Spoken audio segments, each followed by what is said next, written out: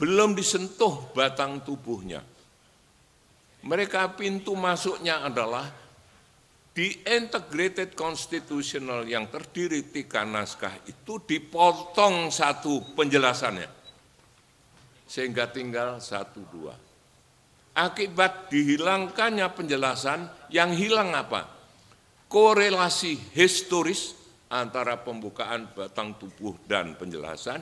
2, korelasi filosofis yang ada pada pembukaan batang tubuh dan penjelasan. Dan ketiga, korelasi ideologis karena Pancasila ideologi negara tidak masuk lagi ke dalam batang tubuh.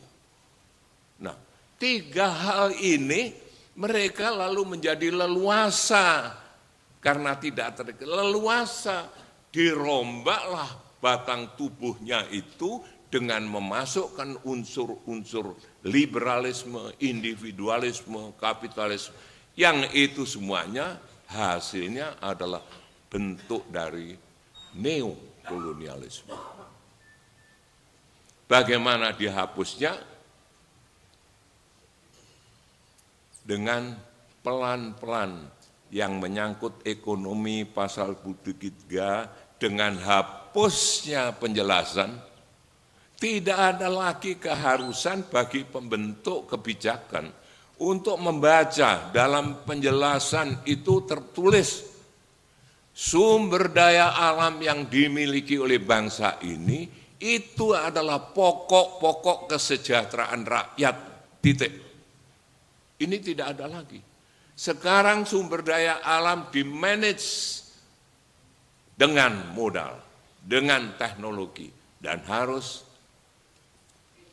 bisa ada return of investment. Ini semua sudah tidak berdasarkan musyawarah mufakat, tidak berdasarkan atas kepentingan rakyat, kesejahteraan rakyat.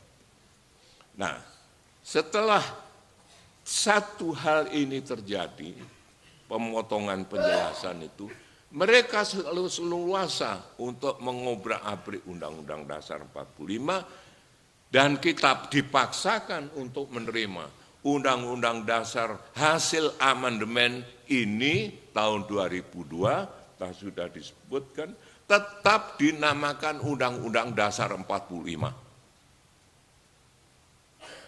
Maka saya ingat apa yang dikatakan oleh Bapak pendiri bangsa ini. Salah satu tujuan membentuk negara ini adalah untuk memajukan kecerdasan bangsa. Jadi kita harus menjadi bangsa yang cerdas supaya tidak dibodohi oleh bangsa lain. Juga tidak boleh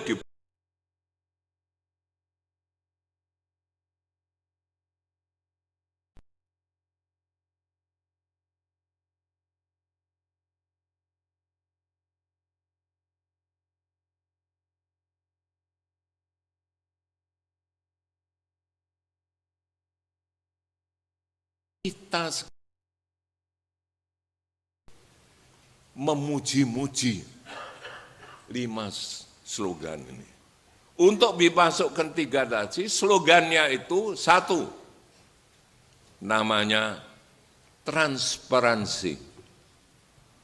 Sekarang kita ingat, semua ikut transparansi, tanpa batas apa yang harus ditransparansi, apa yang tidak, sampai persoalan presiden diobrak-abrik oleh bangsa asing pun kita diam aja. Kedua, freedom, diberi kebebasan. Pers bisa menulis seenaknya sendiri, televisi bisa menulis seenaknya sendiri, ya. Melupakan kepentingan bangsa, melupakan kepentingan nasional. Yang dikejar adalah bagaimana benefit, bagaimana profit itu bisa dapat. Nah, yang kedua, yang ketiga adalah democratization. Keempat, human rights. Kelima, rule of law. Ini semua diberikan pada kita melalui perguruan tinggi, melalui tokoh-tokoh segala macam untuk diterima dan dikembangkan di Indonesia. Sehingga sekarang we took it for granted bahwa itu bagus. Lahirlah berbagai macam organisasi, Komnas. Ya. Kita lupa bahwa yang mereka sebarkan dinamakan 5 tadi itu semua sumbernya dari paham liberalis dan individualis. Kita sendiri dalam Undang-Undang Dasar 45 sudah ada. Sebelum PBB mempunyai itu kita sudah punya. Tapi sekarang dibuang. Nah, inilah hebatnya. Maka menjadi bangsa yang cerdas itu penting supaya kita tidak dibodohin oleh bangsa lain. Sekarang ke depan. Ke depan kita harus melihat bahwa ada pergeseran global, pergeseran paradigma global. Tadi saya sebut, semula mereka menggunakan war, physical war. Setelah tidak berhasil di beberapa negara, dirubah.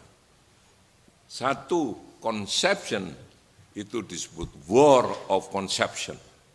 Peperangan kita ini sekarang madu konsepsi, bukan lagi perdagangan itu bersaing.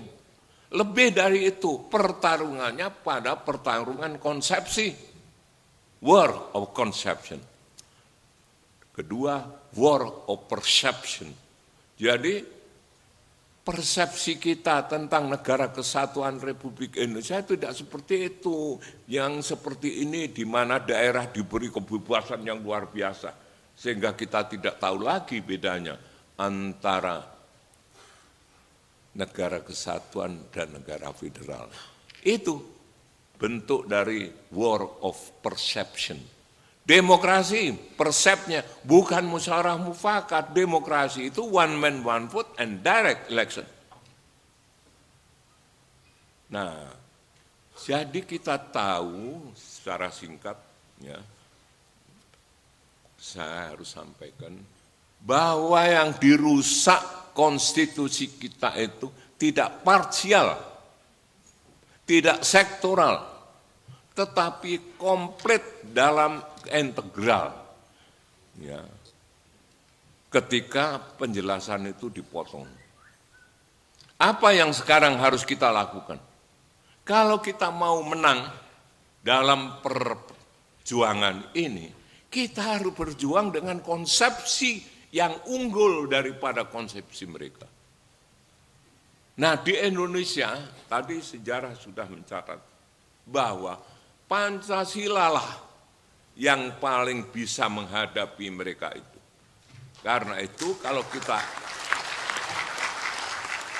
kita ingin jalan satu-satunya, ayo.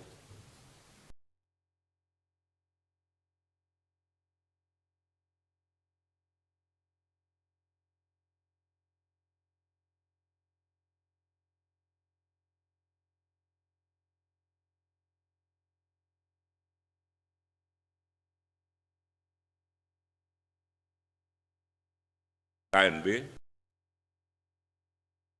ada satu sikap, satu gerak, satu perjuangan bersama, itu dimatangkan dulu sebuah konsepsi dasar ini, sehingga semua komponen bangsa hanya berbicara tentang satu hal, satu konsepsi. Sehingga di situ nanti akan terjadi betul-betul pertarungan konsepsi antara liberalisme, kapitalisme, imperialisme. Di mana?